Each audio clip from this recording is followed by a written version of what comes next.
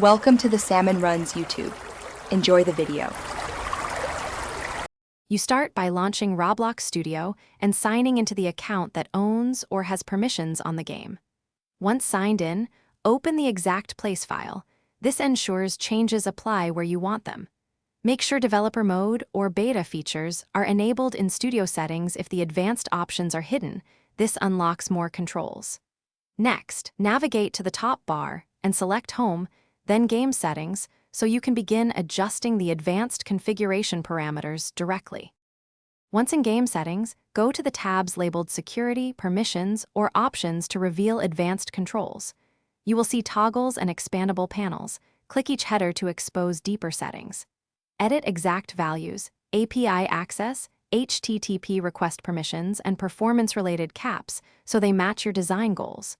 Make sure to save after each major change so you don't lose progress. If you rely on plugins, open the Plugins menu and confirm they're compatible before enabling any extra features. When you finish editing, publish the place and run tests both in Play Solo and in server mode to validate behavior under real conditions. Watch the output and developer console for warnings or errors. Those messages explain why something failed and where to fix it.